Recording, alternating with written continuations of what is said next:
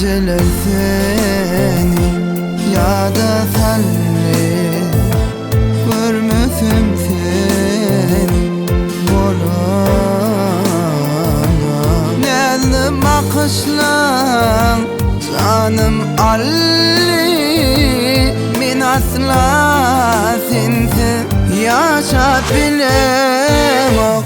Ayrılığın derdi ağırdır, ölümden beter. Ayrılık başımda yarım neçe gün yatar.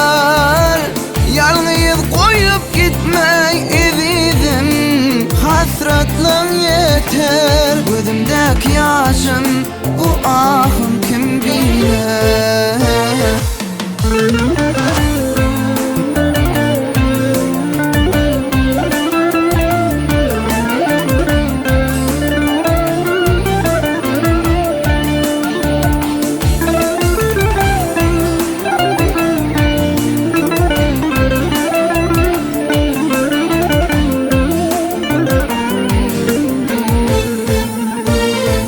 Her bir basınca eydana eydla, süydüm seni men can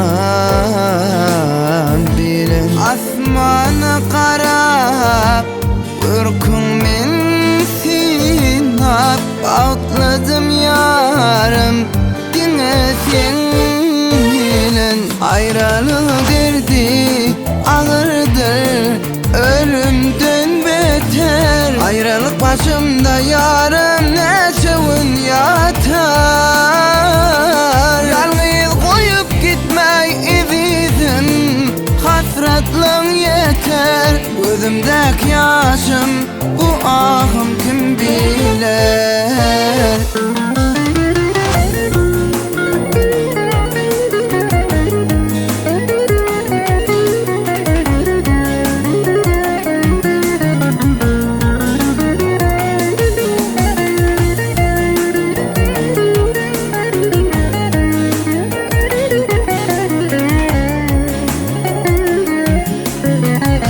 bizawab.com. Ayrılığın derdi ağırdır, ölümden beter. Ayrılık başımda yarım neçe gün yatar. Yalnız koyup gitmek istedim, hasretlin yeter. Gözümdeki yaşım, bu